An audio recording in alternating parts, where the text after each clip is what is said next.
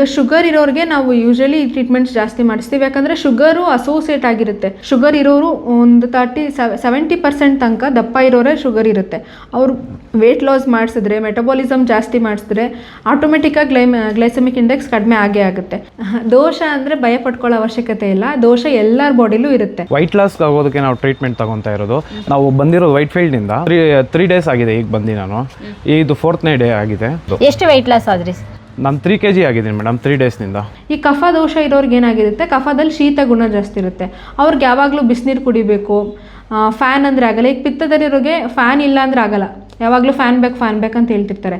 ವಮನ ಅಂತಂದರೆ ಊರ್ದೋ ಭಾಗ ಅಂದರೆ ಬಾಯಿಂದ ಟಾಕ್ಸಿಟಿ ರಿಮೂವ್ ಆಗುತ್ತೆ.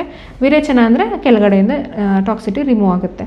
ಈ ನಿಮಗೆ ಮೊದಲೇ ಹೇಳ್ದಂಗೆ ಇಲ್ಲಿ ಪಂಚಕರ್ಮ ಟ್ರೀಟ್ಮೆಂಟ್ಸ್ ಇರುತ್ತೆ. ಪಂಚಕರ್ಮ ಟ್ರೀಟ್ಮೆಂಟ್ಸ್ ತೊಗೊಂಡು ಕೂಡ ವಾಸಿ ಮಾಡ್ಕೋಬೋದು. ಬಟ್ ಕೆಲವ್ರಿಗೆ ನಾವು ಇಲ್ಲೆಲ್ಲ ಬಂದು ಉಳ್ಕೊಳ್ಳೋಕ್ಕಾಗಲ್ಲ, ನಮ್ಗೆ ಟೈಮ್ ಇಲ್ಲ ಅಂದರೆ ಬರೀ ಮೆಡಿಸಿನ್ಸ್ ಕೊಟ್ಟು ಕೂಡ ವಾಸಿ ಮಾಡಿಸ್ಕೋಬೋದು.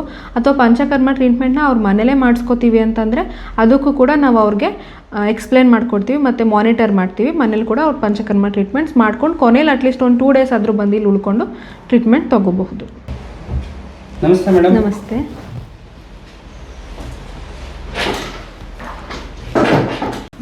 ಮೇಡಮ್ ಹೇಗಾದರೂ ಮಾಡಿ ನಮ್ಮ ಯಜಮಾನ ಸಣ್ಣ ಮಾಡಬೇಕಲ್ಲ.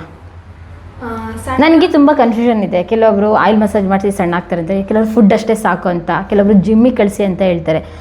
ಟೋಟಲಾಗಿ ತಲೆ ಕೆಟ್ಟೋಗ್ಬಿಟ್ಟಿದೆ. ಅಂದರೆ ಇವ್ರಿಗೆ ಸಣ್ಣ ಆಗಬೇಕಂತಂದರೆ ಮೊದಲು ಡಿಟಾಕ್ಸ್ ಮಾಡಬೇಕು. ಅಂದರೆ ಅವ್ರು ಈಸಿಯಾಗಿ ಸಣ್ಣ ಆಗಬೇಕಂದ್ರೆ ಮೊದಲು ಬಾಡಿಲಿರೋ ಇಂಪ್ಯೂರಿಟೀಸ್ ಕ್ಲಿಯರ್ ಆಗಬೇಕು. ಇಂಪ್ಯೂರಿಟೀಸ್ ಹೋಗ್ಬೇಕಂತಂದರೆ ನಾವು ಪಂಚಕರ್ಮ, ಆಯುರ್ವೇದದಲ್ಲಿ ಪಂಚಕರ್ಮ ಟ್ರೀಟ್ಮೆಂಟ್ಸ್ ಮಾಡ್ತೀವಿ. ಪಂಚಕರ್ಮ ಅಂದರೆ 5 ಟ್ರೀಟ್ಮೆಂಟ್ಸ್ ಇರುತ್ತೆ. ವಮನ, ವಿರೇಚನ, ಬಸ್ತಿ, ರಕ್ತಮೋಕ್ಷಣ, ನಸ್ಯ ಅಂತ. ಈಗ ವೇಟ್ ಲಾಸ್ಗೆ ಅಂತ ನಾವು ಯೂಶಲಿ ಮಾಡೋದು ವಮನ ಮತ್ತು ವಿರೇಚನ. ಅವ್ರದ್ದು ದೋಷ ಯಾವುದಿದೆ ಅದನ್ನ ನೋಡ್ಕೊಂಡು ನಾವು ಮಾಡ್ತೀವಿ. ಅಯ್ಯೋ ಮೇಡಮ್, ದೋಷ ಗೀಷ ಅಂತ ಹೇಳಿದರೆ ಭಯ ಆಗುತ್ತೆ ಮೇಡಮ್. ದೋಷ ಅಂದರೆ ಭಯ ಪಡ್ಕೊಳ್ಳೋ ಅವಶ್ಯಕತೆ ಇಲ್ಲ. ದೋಷ ಎಲ್ಲರ ಬಾಡಿಲೂ ಇರುತ್ತೆ. ಆದರೆ ಅದು ಬ್ಯಾಲೆನ್ಸ್ ಆಗಿರಬೇಕು. ಎಷ್ಟಿರಬೇಕೋ ಅಷ್ಟಿರಬೇಕು. ಕೆಲವ್ರಿಗೆ ದೂಷಣೆ ಆಗಿರುತ್ತೆ ಅಂತಂದರೆ ಈಗ ವಾತ, ಪಿತ್ತ, ಕಫ ಅಂತ 3 ದೋಷ ಇರುತ್ತೆ. ಅದರಲ್ಲಿ ಯಾವುದು ಎಲ್ಲ ದೋಷಗಳನ್ನು ಸಮಾನವಾಗಿರಬೇಕು. ಕೆಲವ್ರಿಗೆ ವಾತ ಜಾಸ್ತಿ ಇರುತ್ತೆ, ಕೆಲವ್ರಿಗೆ ಕಫ ಜಾಸ್ತಿ ಇರುತ್ತೆ, ಕೆಲವ್ರಿಗೆ ಪಿತ್ತ ಜಾಸ್ತಿ ಇರುತ್ತೆ. ಈಗ ಆಲ್ಮೋಸ್ಟ್ ಒಬೇಸ್ ಪೇಷಂಟ್ಸ್ ಅಂತಂದರೆ ಕಫ ಜಾಸ್ತಿ ಇರುತ್ತೆ, ಇಲ್ಲ ಪಿತ್ತ ಜಾಸ್ತಿ ಇರುತ್ತೆ. ವಾತ ಅವ್ರ ಹತ್ರ ಜಾಸ್ತಿ ಇರಲ್ಲ. ಕಫ ಜಾಸ್ತಿ ಇದ್ದರೆ ನಾವು ವಮನ ಟ್ರೀಟ್ಮೆಂಟ್ ಕೊಡ್ತೀವಿ. ಪಿತ್ತ ಜಾಸ್ತಿ ಇದ್ದರೆ ವಿರೇಚನ ಟ್ರೀಟ್ಮೆಂಟ್ಸ್ ಕೊಡ್ತೀವಿ. ಈಗ ವಿರೇಚನ ವಮನ ಹೆಂಗೆ ಮಾಡಿಸೋದು ಅಂತಂದರೆ ಅದನ್ನ ಹೆಂಗೆ ಗೊತ್ತಾಗುತ್ತೆ ಯಾವ್ದು ಜಾಸ್ತಿ ಇದೆ ಅಂತ? ಹೆಂಗೆ ಗೊತ್ತಾಗುತ್ತೆ ಅಂತಂದರೆ, ಇವಾಗ ಪಿತ್ತ ಅಂತಂದರೆ ಪಿತ್ತ ಕೆಲವೊಂದು ಗುಣಗಳಿರುತ್ತೆ. ಅಂದರೆ ಅದ್ರದ್ದು ಉಷ್ಣ ಗುಣ ಜಾಸ್ತಿ ಇರುತ್ತೆ, ಒಂಥರ ಸ್ನಿಗ್ಧತೆ ಜಾಸ್ತಿ ಇರುತ್ತೆ. ಉಷ್ಣ ಗುಣ ಜಾಸ್ತಿ ಇರೋರಿಗೆ, ಈಗ ನಿಮ್ಮ ಹತ್ರ ಉಷ್ಣ ಗುಣ ಜಾಸ್ತಿ ಇದೆ ಅಂದರೆ ನಿಮಗೆ ತಣ್ಣಗಿರೋದು ಇಷ್ಟ ಆಗುತ್ತೆ. ಈಗ ನೀವು ತಣ್ಣೀರು ಕುಡಿಯೋಕ್ಕೆ ಜಾಸ್ತಿ ಇಷ್ಟಪಡ್ತೀರಾ. ಮತ್ತು ನಿಮ್ಮ ಗುಣಗಳೆಲ್ಲ ಅದಕ್ಕೆ ಆಪೋಸಿಟ್. ನಿಮ್ಗೇನು ಇಷ್ಟ ನಿಮ್ಗೆ ಆಲ್ರೆಡಿ ಇರುತ್ತೆ, ನಿಮ್ಮ ಹತ್ರ ಬಾಡಿ ಫುಲ್ ಉಷ್ಣ ಇರೋದ್ರಿಂದ ನೀವು ಕೋಲ್ಡ್ ಆಗಿರೋದನ್ನ ಇಷ್ಟಪಡ್ತೀರಾ. ಮತ್ತು ಖಾರ ಕಡಿಮೆ ಇರೋದು ಇಷ್ಟಪಡ್ತೀರಾ. ಯಾಕಂದರೆ ನಿಮಗೆ ಮೊದಲೇ ಬಾಡಿಲಿ ಸ್ವಲ್ಪ ಖಾರ ಅಂದರೆ ಸ್ಟ್ರಾಂಗ್ ಇರುತ್ತೆ, ನಿಮ್ಮ ತೀಕ್ಷ್ಣ ಗುಣಗಳು ಜಾಸ್ತಿ ಇರುತ್ತೆ. ಸೊ ನೀವು ಅದಕ್ಕೆ ಆಪೋಸಿಟ್ ಆಗಿರೋದನ್ನ ನೀವು ಇಷ್ಟಪಡ್ತೀರಾ. ಈ ಕಫ ದೋಷ ಇರೋರ್ಗೆ ಏನಾಗಿರುತ್ತೆ, ಕಫದಲ್ಲಿ ಶೀತ ಗುಣ ಜಾಸ್ತಿ ಇರುತ್ತೆ. ಅವ್ರಿಗೆ ಯಾವಾಗಲೂ ಬಿಸಿನೀರು ಕುಡಿಬೇಕು. ಫ್ಯಾನ್ ಅಂದರೆ ಆಗಲ್ಲ. ಈಗ ಪಿತ್ತದಲ್ಲಿರೋರಿಗೆ ಫ್ಯಾನ್ ಇಲ್ಲ ಅಂದರೆ ಆಗಲ್ಲ. ಯಾವಾಗಲೂ ಫ್ಯಾನ್ ಬೇಕಂತ ಹೇಳ್ತಿರ್ತಾರೆ. ಕಫ ದೋಷ ಇರೋರಿಗೆ ಫ್ಯಾನ್ ಅಂದರೆ ಆಗಲ್ಲ.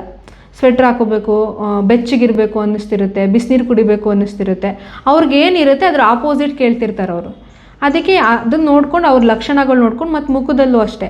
ಈಗ ಕರ್ಲಿ ಏರ್ಸಿದ್ರೆ, ಬಾಡಿ ಸ್ವಲ್ಪ ಅವಶ್ಯಕತೆಗಿಂತ ಜಾಸ್ತಿ ಇದ್ದರೆ, ಮತ್ತು ಯಾವಾಗಲೂ ಬಾಯಲ್ಲಿ ಕಫ ಬರ್ತಿದ್ರೆ ಆವಾಗ ಕಫ ದೋಷ ವೃದ್ಧಿಯಾಗಿದೆ ಅಂತ ಅರ್ಥ. ಉಳಿತೆಗೆ ಜಾಸ್ತಿ ಬರ್ತಿದ್ರೆ, ಬರ್ನಿಂಗ್ ಸೆನ್ಸೇಷನ್ ಇದ್ದರೆ ಆವಾಗ ಪಿತ್ತ ಜಾಸ್ತಿ ಇದೆ ಅಂತ ಅರ್ಥ. ಬೆವ್ರು ಜಾಸ್ತಿ ಬರ್ತಿದ್ರೆ, ಬೇಸಿಗೆಗಾಲದಲ್ಲಿ ಬೆವ್ತ್ರೆ ಪರವಾಗಿಲ್ಲ, ಕೆಲವ್ರು ಚಳಿಗಾಲದಲ್ಲೂ ಬೆವ್ತಿರ್ತಾರೆ ಅಂದರೆ ಅವ್ರಿಗೆ ಪಿತ್ತ ಜಾಸ್ತಿ ಇದೆ ಅಂತ ಅರ್ಥ. ಮತ್ತು ಪಿತ್ತ ಜಾಸ್ತಿ ಆದಾಗ ಸ್ಕಿನ್ ಡಿಸೀಸ್ಗಳು ಜಾಸ್ತಿ ಬರ್ತಿರುತ್ತೆ. ಅದನ್ನು ನೋಡ್ಕೊಂಡು ಅವ್ರ ಸಿಮ್ಟಮ್ಸ್ ಏನಿದೆ ಅಂತ ನೋಡ್ಕೊಂಡು ನಾವು ಯಾವ ದೋಷ ಇದೆ ಅಂತ ಡಿಸೈಡ್ ಮಾಡ್ತೀವಿ. ಇವಾಗ ನಿಮಗೆ ಮೋಸ್ಟ್ಲಿ ಕಫದೋಷ ಜಾಸ್ತಿ ಇದೆ ಅಂತ ಅನಿಸುತ್ತೆ. ಆದರೆ ಕೆಲವೊಂದು ಸಲ ಏನಾಗುತ್ತೆ, ಕಫದೋಷ ಜಾಸ್ತಿ ಇದ್ರೂ ಅದ್ರ ಜೊತೆಗೆ ಸೀಸನ್ ಯಾವುದು ನೋಡ್ತೀವಿ. ಸೀಸನ್ಗೆ ಯಾವ್ದು ಮುಖ್ಯ ಅದ್ರ ಪ್ರಕಾರ ನಾವು ಟ್ರೀಟ್ಮೆಂಟ್ ಕೊಡ್ತೀವಿ. ಇವಾಗ ವಿರೇಚನ ನಾವು ಯಾವಾಗಲೂ ಶರದ್ ಋತುನಲ್ಲಿ ಕೊಡ್ತೀವಿ. ಯಾಕಂದರೆ ಅದು ಆ ಸೀಸನಲ್ಲಿ ಆಲ್ಮೋಸ್ಟ್ ಪಿತ್ತ ಪ್ರಕೋಪವಾಗಿರುತ್ತೆ. ಎನ್ವೈರ್ನ್ಮೆಂಟ್ ಕೂಡ ನಮ್ಮ ದೇಹಕ್ಕೆ ಸಪೋರ್ಟ್ ಮಾಡಬೇಕು. ಸೊ ಶರದ್ ಋತುನಲ್ಲಿ ನಾವು ವಿರೇಚನ ಜಾಸ್ತಿ ಕೊಡ್ತೀವಿ. ಈ ಸೀಸನಲ್ಲೂ ಕೂಡ ಪಿತ್ತ ಜಾಸ್ತಿ ಇರುತ್ತೆ. ಮತ್ತು ಈ ಸೀಸನ್ ಈಗ ವರ್ಷ ಋತು ಇರೋದ್ರಿಂದ ಮಳೆಗಾಲದಲ್ಲಿ ವಾತ ಕೂಡ ಜಾಸ್ತಿ ಇರುತ್ತೆ. ವಾತ ಇದ್ದಾಗ ನಾವು ಬಸ್ತಿ ಕೂಡ ಕೊಡಬಹುದು. ಬಟ್ ನಿಮ್ಗಿವಾಗ ಎಲ್ಲ ಕಫನೂ ಇದು ನಾವು ದೋಷನೂ ನೋಡಬೇಕು, ಸೀಸನು ನೋಡ್ಕೋಬೇಕು, ಅದು ನೋಡ್ಕೊಂಡು ಟ್ರೀಟ್ಮೆಂಟ್ ಕೊಡ್ತೀವಿ. ಇವಾಗ ನಿಮ್ಮ ಕಫ ಜಾಸ್ತಿ ಇದೆ ಮತ್ತು ಇದು ಸೀಸನ್ನು ವಾತ ಇರೋದ್ರಿಂದ ಕಫ ವಾತ ಇದೆ, ಸೊ ಕಫ ಪ್ರಧಾನವಾಗಿರೋದ್ರಿಂದ ವಮನ ಕೊಡ್ತೀವಿ. ಆವಾಗ ನಿಮಗೆ ವಮನ ಹೆಂಗೆ ಕೊಡ್ತೀವಿ ಅಂತಂದರೆ ಮಿನಿಮಮ್ 7 ಡೇಸ್ ಟ್ರೀಟ್ಮೆಂಟ್ಸ್ ಇರುತ್ತೆ. ಅದರಲ್ಲಿ 7 ಡೇಸ್ ಟ್ರೀಟ್ಮೆಂಟ್ ಶುರು ಮಾಡೋಕ್ಕಿಂತ ಮುಂಚೆ ನಾವು ಒಂದಷ್ಟು ಪ್ರೀ ಪ್ರೊಸೀಜರ್ಸ್ ಅಂತ ಮಾಡ್ತೀವಿ. ಅಂದರೆ ನಿಮ್ಮ ಬಾಡಿನ ಅದಕ್ಕೆ ರೆಡಿ ಮಾಡಬೇಕು ನಾವು ಕೊಡೋ ಟ್ರೀಟ್ಮೆಂಟ್ಗೆ. ಆವಾಗ ನಾವು ಈಗ ತುಪ್ಪ ಕುಡಿಸ್ತೀವಿ. ತುಪ್ಪ ಈಗ ಕೆಲವ್ರಿಗೆಲ್ಲರಿಗೂ ಈಸಿಯಾಗಿ ಡೈಜೆಸ್ಟ್ ಆಗಿಬಿಡಲ್ಲ. ಅದು ಈಸಿಯಾಗಿ ಡೈಜೆಸ್ಟ್ ಆಗಲಿ, ನಿಮ್ಗೆ ಅದರಿಂದ ಏನು ಅನ್ಕಂಫರ್ಟಬಲ್ ಫೀಲ್ ಆಗಬಾರ್ದು ಅಂತ ಟ್ಯಾಬ್ಲೆಟ್ಸ್ ಕೊಡ್ತೀವಿ. ಅಂದರೆ ನಿಮ್ಗೆ ಜೀರ್ಣ ಚೆನ್ನಾಗಾಗಲಿ ಅಂತ 3 ದಿನ ಕೆಲವೊಂದು ಡೈಜೆಷನ್ ಇಂಪ್ರೂವ್ ಆಗಲಿ ಅಂತ ಕೆಲವೊಂದು ಟ್ಯಾಬ್ಲೆಟ್ಸ್ ಸಿಗ್ತವೆ ನಮ್ಮ ಹತ್ರ, ಅದನ್ನು ಕೊಡ್ತೀವಿ. ಅವಾಗ ಏನು ನಿಮ್ಗೇನು ಡಯಟ್ ಇರಲ್ಲ, ನಾರ್ಮಲ್ ಡಯಟ್ ಮಾಡ್ತಿರ್ತೀರ, ಬಟ್ ಊಟಕ್ಕೆ ಮುಂಚೆ ಟ್ಯಾಬ್ಲೆಟ್ ತೊಗೊಳ್ತೀರಾ, 3 ದಿನ ಟ್ಯಾಬ್ಲೆಟ್ ತೊಗೊಳ್ತೀರಾ. ಆಮೇಲೆ ನೆಕ್ಸ್ಟ್ 3 ಡೇಸ್ ಮುಗ್ದಾದ್ಮೇಲೆ ನಾವು ತುಪ್ಪ ಕೊಡೋಕ್ಕೆ ಶುರು ಮಾಡ್ತೀವಿ. ಆವಾಗ ನಿಮಗೆ ಡಯಟ್ ಇರುತ್ತೆ, ಅಂದರೆ ರಿಸ್ಟ್ರಿಕ್ಟ್ ಆಗಿರುತ್ತೆ. ಬರೀ ಗಂಜಿ ತೊಗೊಳ್ಬೇಕು, ಕೆಲವರು ತುಂಬ ಗಂಜಿ ತೊಗೊಳಕ್ಕೆ ಆಗಿಲ್ಲ ಅಂದರೂ ಅಟ್ಲೀಸ್ಟ್ ಮಸಾಲೆದು ಖಾರ ಅದನ್ನಾದರೂ ಅವಾಯ್ಡ್ ಮಾಡಬೇಕಾಗಿರುತ್ತೆ. ಮತ್ತು ಬೆಚ್ಚಗೆ ಇರಬೇಕಾಗುತ್ತೆ. ಆಲ್ರೆಡಿ ತುಪ್ಪ ತೊಗೊಳ್ತಿರೋದ್ರಿಂದ ಅದು ಡೈಜೆಸ್ಟ್ ಆಗಬೇಕಂತಂದ್ರೆ ನಿಮ್ಮ ಬಾಡಿಲಿ ಅಗ್ನಿ ಇರಬೇಕಂದ್ರೆ ಬಿಸಿನೀರು ಜಾಸ್ತಿ ಕುಡಿಬೇಕು. ಆ ಥರ ಸ್ವಲ್ಪ ಲೈಟ್ ಡಯಟ್ ಮಾಡಬೇಕು. 3 ದಿನ ತುಪ್ಪ ತೊಗೊಳ್ತೀರಾ. ಆ 3 ದಿನನೂ ಎಷ್ಟು ತೊಗೋಬೇಕಂತ ನಾವು ಹಿಂದಿನ ದಿನ ಡಿಸೈಡ್ ಮಾಡ್ತೀವಿ. ಇವಾಗ 30 ml ಕೊಡ್ತೀವಿ ಅಂದರೆ ನೆಕ್ಸ್ಟ್ ಡೇ ನಿಮ್ಮ ಬಾಡಿ ಎಷ್ಟು ಡೈಜೆಸ್ಟ್ ಆಗಿದೆ, ಎಷ್ಟೊತ್ತಿಗೆ ಡೈಜೆಸ್ಟ್ ಆಗಿದೆ ನೋಡಿಕೊಂಡು ನೆಕ್ಸ್ಟ್ ಡೇ ಕೊಡ್ತೀವಿ. ಹಾಗೆ 3 ದಿನ ಕೊಟ್ಟು, ಈಗ ನಾವು 3 ದಿನ ಏನಕ್ಕೆ ತುಪ್ಪ ಕೊಡ್ತೀವಿ ಅಂತಂದರೆ, ಈಗ ದೋಷಗಳು ನಿಮ್ಗೆ ಹೇಳ್ದಂಗೆ ಟಾಕ್ಸಿಸಿಟಿ ಒಂದೇ ಕಡೆ ನಮ್ಮ ಹೊಟ್ಟೆಯಲ್ಲಿ ಅಷ್ಟೇ ಇರಲ್ಲ, ಎಲ್ಲ ಕಡೆ ಇರುತ್ತೆ. ಅದು ಲೂಸ್ ಆಗಬೇಕು. ದೋಷ ಲೂಸ್ ಆದರೆ ಮಾತ್ರ ಅದು ಕೋಷ್ಟಕ್ಕೆ ಬರೋಕ್ಕೆ ಸಾಧ್ಯ. ಲೂಸ್ ಆಗಲಿ ಅಂತ 3 ದಿನ ತುಪ್ಪ ಕೊಡ್ತೀವಿ. ಆಮೇಲೆ 2 ದಿನ ಮಸಾಜ್ ಮಾಡ್ಸೋಕೆ ಹೇಳ್ತೀವಿ. ಮಸಾಜ್ ಏನಕ್ಕೆ ಮಾಡಿಸ್ತೀವಿ ಅಂದರೆ, ಅದು ಲೂಸ್ ಆಗಿರೋದು ನಿಮ್ಮದು ಕೋಷ್ಟಕ್ಕೆ ಬರಬೇಕಂದ್ರೆ ಹೊಟ್ಟೆ ಭಾಗಕ್ಕೆ ಬರಬೇಕು. ನಾವು ರಿಮೂವ್ ಮಾಡಬೇಕಂದ್ರೆ ಅದು ಹೊಟ್ಟೆ ಭಾಗದಲ್ಲಿ ಅಷ್ಟೇ ಇರೋಕ್ಕೆ ಸಾಧ್ಯ.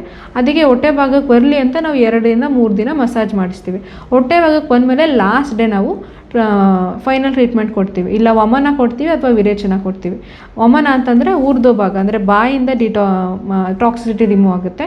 ವಿರೇಚನ ಅಂದರೆ ಕೆಳಗಡೆಯಿಂದ ಟಾಕ್ಸಿಟಿ ರಿಮೂವ್ ಆಗುತ್ತೆ. ಅದಾದಮೇಲೆ ನಿಮ್ಗೆ ಅಷ್ಟಕ್ಕೇ ಇರಲ್ಲ, ಇನ್ಸ್ಟ್ರಕ್ಷನ್ಸ್ ಫಾಲೋ ಮಾಡಬೇಕಾಗತ್ತೆ. ನಿಮ್ಗೆ ಎಷ್ಟು ಸಲ ವಮನ ಆಯಿತು, ಎಷ್ಟು ಸಲ ವಿರೇಚನ ಆಯಿತು, ಅದಕ್ಕೆ ತಕ್ಕಂಗೆ ನಿಮಗೆ ಮುಂದೆ ಒಂದು ಡಯಟ್ ಪ್ಲ್ಯಾನ್ ಮಾಡ್ಕೊಡ್ತೀವಿ. ಯಾಕಂದರೆ ಈಗ 3 ದಿನ ಮಾಡಿಸ್ಬಿಟ್ಟಿರ್ತೀವಿ, ಬಾಡಿ ಪೂರ್ತಿ ಕ್ಲೀನ್ ಆಗಿರುತ್ತೆ, ಬಟ್ ಅಗ್ನಿ ಇರಲ್ಲ. ಯಾಕಂದರೆ ನೀವು ಅಷ್ಟು ದಿನ ಪೂರ್ತಿ ಲೈಟಾಗಿ ಊಟ ಮಾಡಿರ್ತೀರ.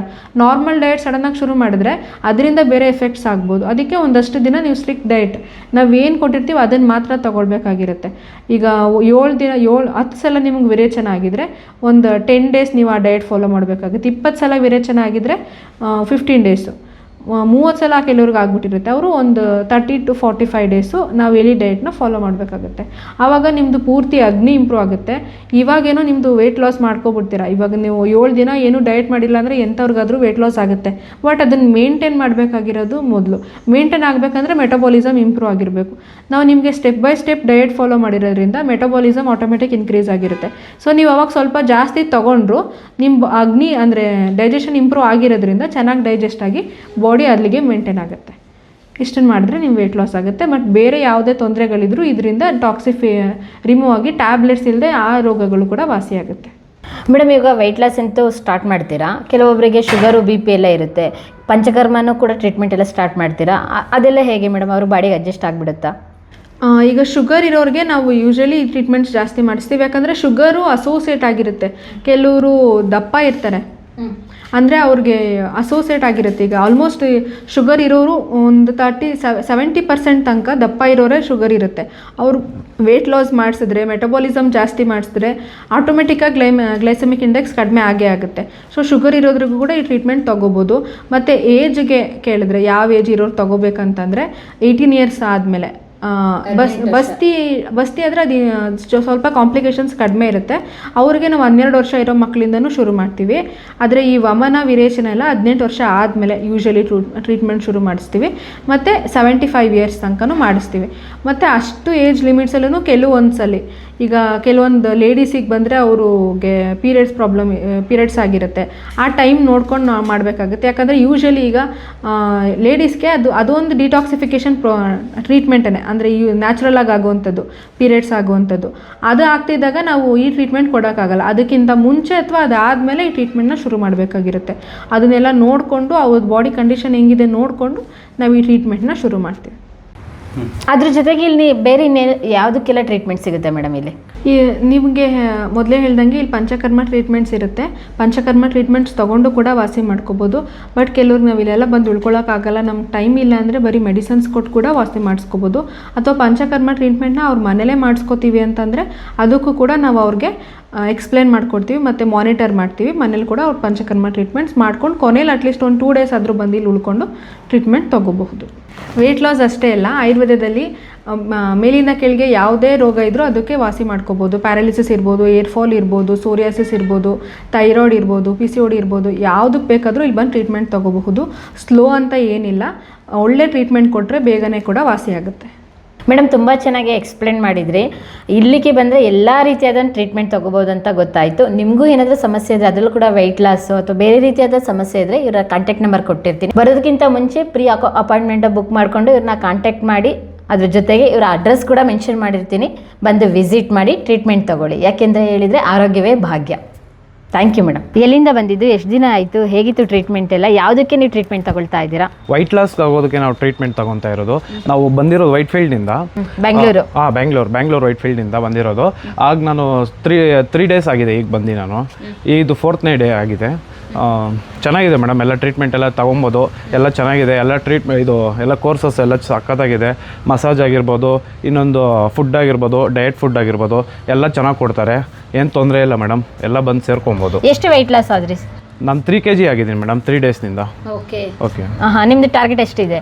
ನಮ್ಮದೊಂದು 5 kgs ಇದೆ ಮೇಡಮ್. ಇನ್ನೂ ಈ ವೀಕ್ ಇರಬೇಕಾಗಿತ್ತು. ಹಾಗೆ ನಾನು ಹೋಗ್ತಾ ಇದ್ದೀನಿ ಮೇಡಮ್, ನಾಳೆ ಡಿಸ್ಚಾರ್ಜ್ ಆಗಿ ಹೋಗ್ತಾ ಇದ್ದೀನಿ. Okay, thank you. Thank you madam.